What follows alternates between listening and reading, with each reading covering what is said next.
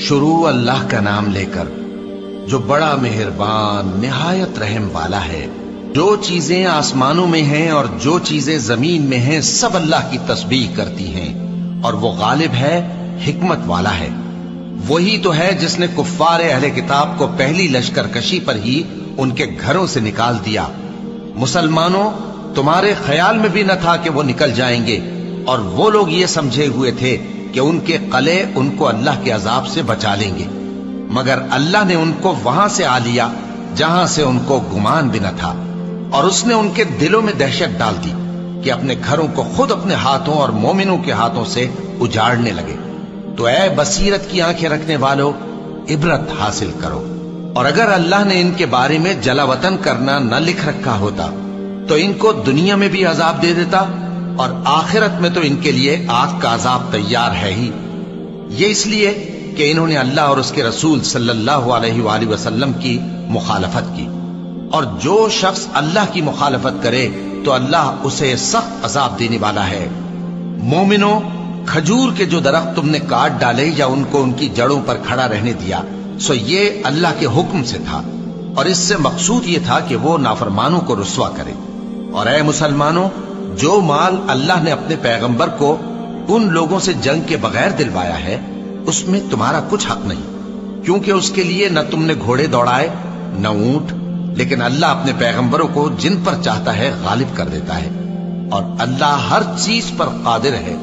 جو مال اللہ نے اپنے پیغمبر صلی اللہ علیہ وآلہ وسلم کو بستیوں والوں سے دلوایا ہے وہ اللہ کے اور پیغمبر کے قرابت والوں کے اور یتیموں کے اور حاجت مندوں کے اور مسافروں کے لیے ہے، تاکہ جو لوگ تم میں دولت مند ہیں انہی کے ہاتھوں میں نہ گردش کرتا رہے، اور جو چیز تم کو پیغمبر صلی اللہ علیہ وآلہ وسلم دیں وہ لے لو، اور جس سے منع کریں اس سے باز رہو، اور اللہ سے ڈرتے رہو، بے شک اللہ سخت عذاب دینے والا ہے۔ اور ان ضرورت مند مہاجروں کے لیے بھی جو اپنے گھروں اور مالوں سے خارج اور جدا کر دیے گئے ہیں، جو اللہ کے فضل اور اس کی خوشنودی کے طلبگار اور اللہ اور اس کے پیغمبر کے مددگار ہیں، یہی لوگ سچے ہیں۔ اور ان لوگوں کے لیے بھی جو مہاجرین سے پہلے اس گھر یعنی مدینے میں مقیم ہیں اور ایمان میں مضبوط ہیں، اور جو لوگ ہجرت کر کے ان کے پاس آتے ہیں وہ ان سے محبت کرتے ہیں، اور جو کچھ ان کو ملا اس سے اپنے دل میں کچھ خواہش اور خلش نہیں پاتے، اور ان کو اپنی جانوں پر مقدم رکھتے ہیں خواہ وہ خود بھی فاقے سے ہوں۔ اور جو شخص خود غرضی سے بچا لیا گیا تو ایسے ہی لوگ بامراد ہیں۔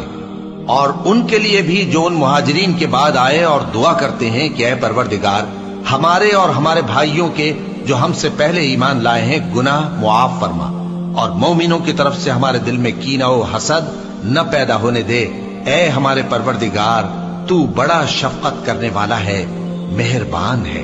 کیا تم نے ان منافقوں کو نہیں دیکھا جو اپنے کافر بھائیوں سے جو اہل کتاب ہیں کہا کرتے ہیں کہ اگر تم جلا وطن کیے گئے تو ہم بھی تمہارے ساتھ نکل چلیں گے اور تمہارے بارے میں کبھی کسی کا کہا نہ مانیں گے، اور اگر تم سے جنگ ہوئی تو تمہاری ہی مدد کریں گے، مگر اللہ ظاہر کیے دیتا ہے کہ یہ جھوٹے ہیں۔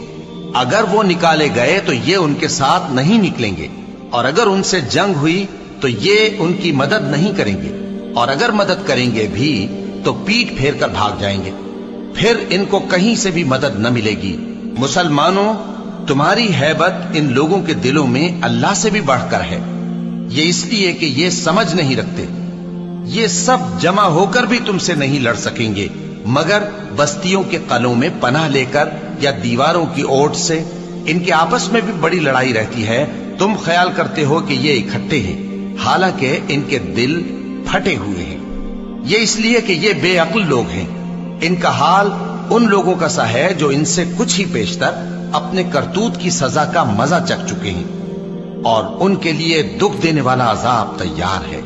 منافقوں کی مثال شیطان کی سی ہے کہ انسان سے کہتا رہا کہ کافر ہو جا، پھر جب وہ کافر ہو گیا تو کہنے لگا کہ مجھے تجھ سے کچھ سروکار نہیں، مجھ کو تو اللہ رب العالمین سے ڈر لگتا ہے۔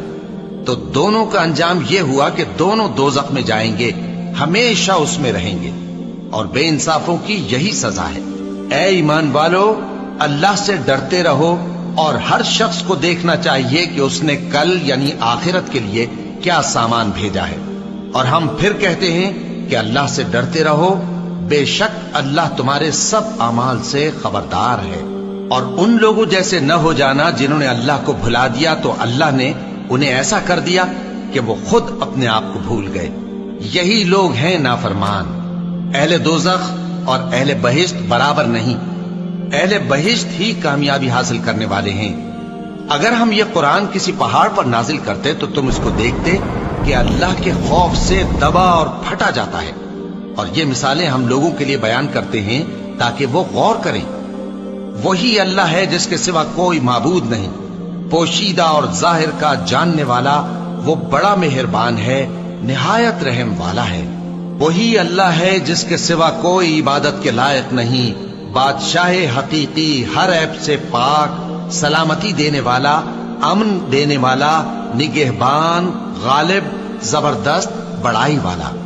اللہ مشرکوں کے شرک سے پاک ہے۔ وہی اللہ تمام مخلوقات کا خالق، ایجاد و اختراع کرنے والا، صورتیں بنانے والا، اس کے سب اچھے سے اچھے نام ہیں۔